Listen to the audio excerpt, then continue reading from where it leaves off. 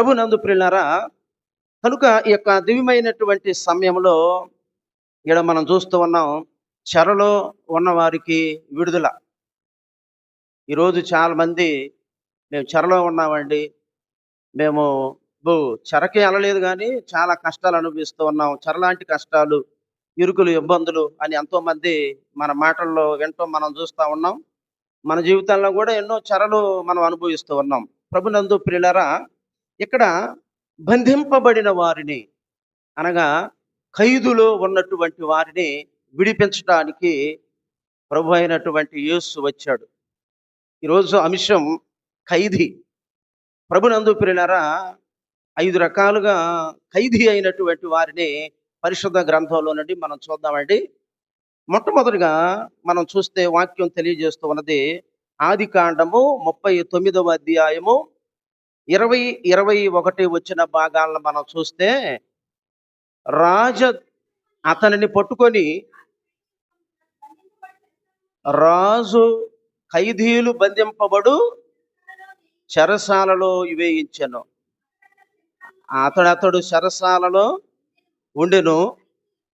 అయితే యెహోవా యోసేపునకు తోడయుండి అతని యందు కనికరపడెను. చాలండి. ఖైదీ అయిన యోసేపు చూడండి, ఆయన మరి అన్యాయం అనుభవించి ఖైదులో పడ్డాడండి. ఆయన అన్యాయంగా ఖైదు చేయబడ్డాడు.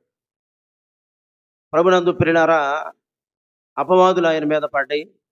పోతీఫరు భార్య అపవాదులు వేసింది. నిందల్లో పడిపోయాడు.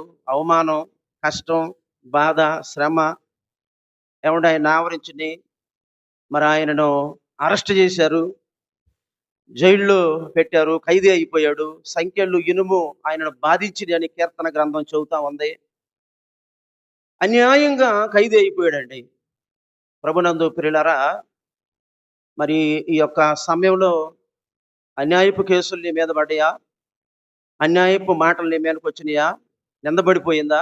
అవమానం పడిపోయిందా? అన్యాయంగా జైలుకి వెళ్ళి వచ్చావా? చెయ్యని తప్పుకి నువ్వు వెళ్ళిపోయావా? కానీ యోసేపుని ప్రభునందు ప్రియులారా, అన్యాయంగా అనుభవించి ఖైదీ అయినప్పుడు కూడా మరి పాఠం, మనుషులు ఆయన్ని బంధించారు కానీ దేవుడు ఆయన్ని విడిపించాడు.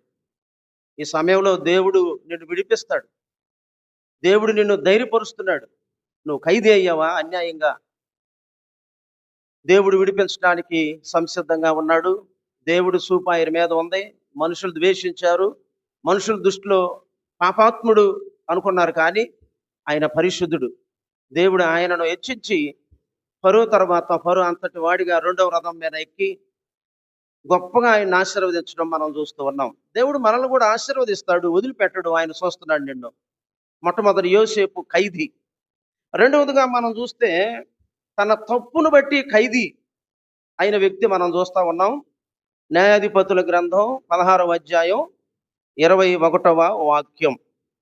పాపానికి లొంగిపోయి సాంసోను ఖైదీ అయిపోయాడండి. అప్పుడు ఫిలిస్తీయులు అతనిని పట్టుకొని అతని కన్నులను ఊడదీసి గాజాకు అతనిని తీసుకొని పోయాను. చాలు. చూడండి, ఖైదీ అయిపోయాడు సాంసోను. దేవుని యొక్క ఆత్మ కలిగిన వాడు, బలశాలి. మరి అలాంటి వాడు బలహీనుడైపోయాడు. తన తప్పు ఏం చేసిందంటే అతన్ని ఖైదీ చేసేసింది. ఫిలిస్తీయులు ఖైదు చేశారు. శత్రువులకు చిక్కాడు. సాంసోను శత్రువులకు చిక్కినప్పుడు చూడండి, వాళ్ళు ఇష్టం వచ్చినట్టు ఎగతాళి చేశారు. 2 కళ్ళు కూడా తోడు వేశారు.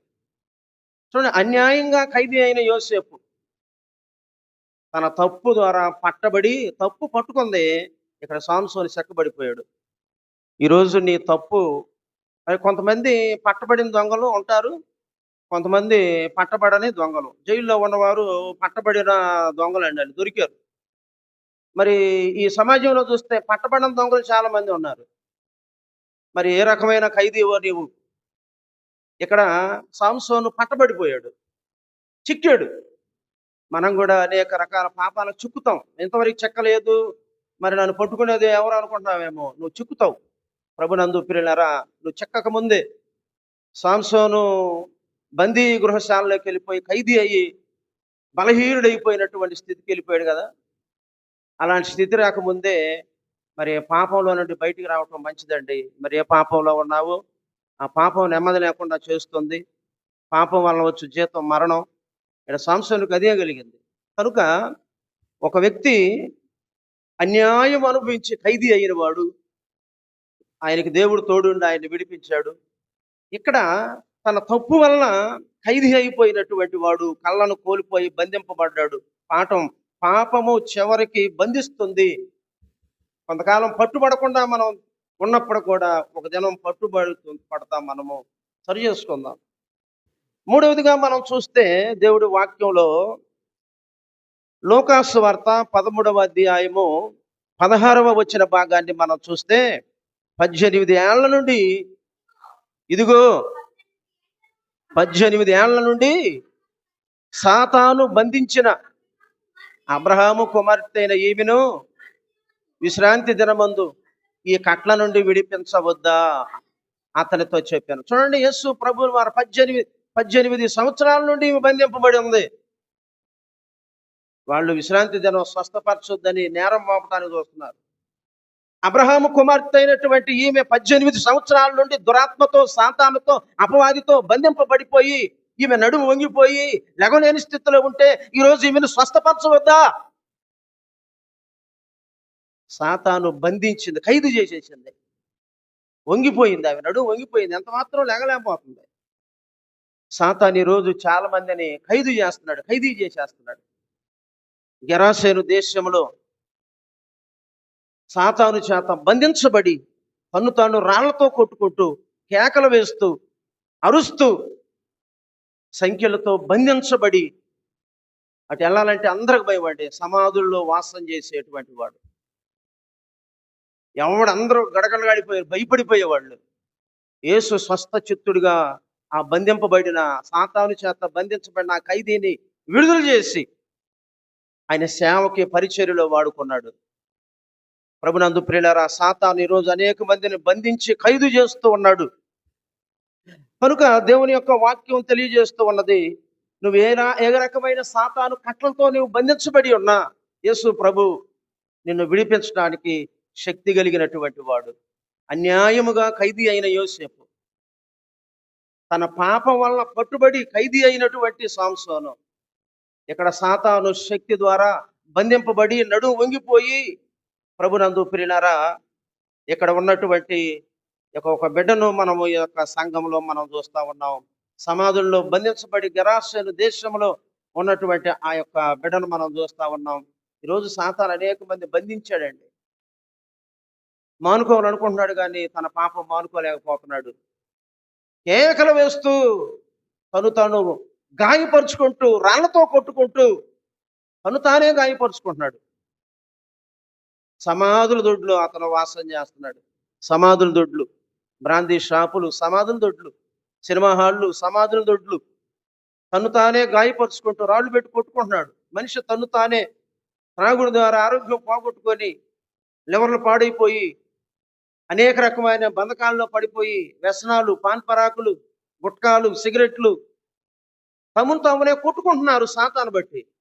వీటి నుండి విడిపించేటువంటి వాడు ప్రభు అయినటువంటి యేసుక్రీస్తు. ఆయన వైపు చూడు, ఆయన దగ్గరికి రా, ఆయన మాటలు విను.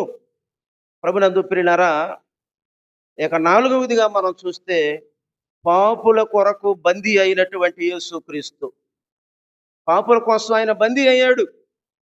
మత్తయి సువార్త 27వ అధ్యాయము 2వ వచన భాగాన్ని మనము పరిశుద్ధ గ్రంథంలో చూస్తే, ప్రభు అయినటువంటి యేసుక్రీస్తుని రోమా సైనికులు ఆయనను బంధించి తీసుకొని పోయి అధిపతి అయిన పొంతి పిలాతుకు అప్పగించరి. ఖైదీ అయిపోయాడు యేసు ప్రభు వారు. పాపుల కోసం ఖైదీ అయిపోయి, పాపుల కోసం చివరి రక్తబొట్టు కార్చి, పాపుల కొరకు తన అంగీని అప్పగించి, పాపుల కొరకు పిడుగుద్దలు తిని, పాపుల కొరకు బల్యంతో పొడవబడి, పాపుల కొరకు మెల్లకిరీట దారి అయి, పాపుల కొరకు సొక్క నీరు దొరక్క దప్పిగొలుచున్నానని, అలాంటి స్థితిలో పాపుల కొరకు ఎండను అనుభవించి, తండ్రి వీరేం చేస్తున్నారు, వీరు ఎరగరు, వీరిని క్షమించమని చెప్పి యేసు ప్రభు కల్వరి శిలువలో తన ప్రేమను చూపిస్తున్నాడండి. పాపులను ఎంతో ప్రేమించాడు. పాపుల కొరకు ఖైదీ అయిన యేసుక్రీస్తు ప్రభువుల వారు మనలను మన ఖైదులో నుండి విడిపించగలడు. బంధకముల్లో ఉన్న వారిని విడిపించడానికి ప్రభుయగు యెహోవా యొక్క ఆత్మ నా పైన ఉన్నది అని యెషయా ప్రవక్త ఎలుగెత్తి చాడుతున్నాడు. ఆ బంధకాల్లో నుండి విడిపించడానికి, చీకట్లో ఉన్నటువంటి వారికి వెలుగివ్వటానికి యేసు ప్రభువుల వారు ఆ యొక్క ఆత్మతో ముందుకు కొనసాగాడు. ప్రియులారా, ఈరోజు దేవుని యొక్క ఆత్మ మనలను ముందుకు నడిపించగలిగినటువంటిది. మృతుల్లో నుండి యేసుక్రీస్తును లేపిన వాని ఆత్మ మీలో నివసించిన ఎడల సావునకు లోనైన మీ శరీరాలను మరలా తిరిగి లేపును అని వాక్యం తెలియజేస్తూ ఉన్నది. యేసుక్రీస్తునందు విశ్వాసం ద్వారా మృతుల్లో నుండి తిరిగి లేచేటువంటి గొప్ప వరం, భాగ్యం, ధన్యత ఆ దేవదేవుడు మనకు అనుగ్రహించాడు. కనుక యేసుక్రీస్తు మృతుల్లో నుండి ప్రథమపరంగా తిరిగి లేచాడు. ఆయనను విశ్వసించు, ఆయన నామములో పాపక్షమాపణ పొందు, ఆయన నామంలో పశ్చాత్తాపడి ఆయన వైపుకు తిరుగు. అపోస్తులు 3:19 ఆయన వైపుకు తిరుగుడి. ఆయన వైపు తిరిగినప్పుడు అదిగో నిత్య జీవం, పాపక్షమాపణ, ఆరోగ్యం, ఆయుష్, క్షేమం, పరలోకం, దుఃఖం లేని స్థలంలో మనం ఉండేటువంటి స్థితి మనం పొందుకోగలం. ప్రియులారా, నెమ్మది. ప్రయాసపడి భారం మోస్తున్న సమస్త జనులారా, నా దగ్గరికి రండి, నేను మీకు విశ్రాంతిని కలుగు చేస్తానని ప్రభు పిలుస్తా ఉన్నాడు.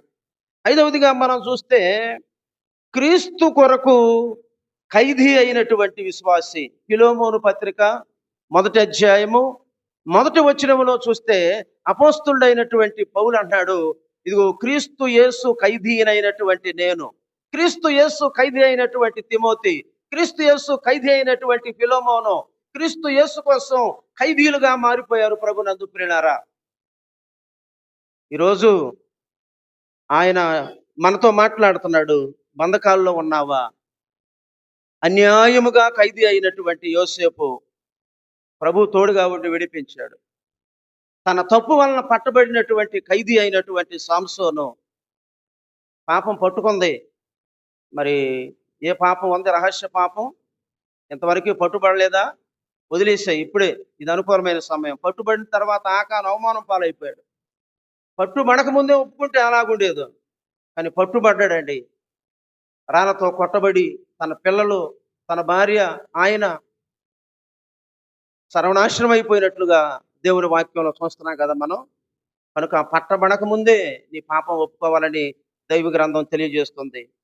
సాతాను బంధించి 18 ఏళ్ల నుండి చిత్రహింసలు పెడుతుంది. వంగిపోయిన స్థితి. ఈరోజు మనం విశ్వాసులు వంగిపోతున్నారు, లోకాశలకు వంగిపోతున్నారు, ధనాపేక్షకు వంగిపోతున్నారు. ఏమంటే త్రాగుడికి వంగిపోయేవాళ్ళు, ఏమంటే అబద్ధ ప్రమాణాలకు వంగిపోయేటువంటి వారు, ఏమండి నీతి తెప్పి సంపాదించడానికి వంగిపోయేటువంటి వారు అనేక రీతిలుగా వంగిపోతున్నారు. నువ్వు నిలబడాలని దేవుడు కోరుకుంటున్నాడు. ఆ దురాత్మ శక్తుల నుండి దేవుడు నిన్ను విడిపించునుగాక. ఆ బలహీనతల నుండి దేవుడు నిన్ను విడిపించునుగాక.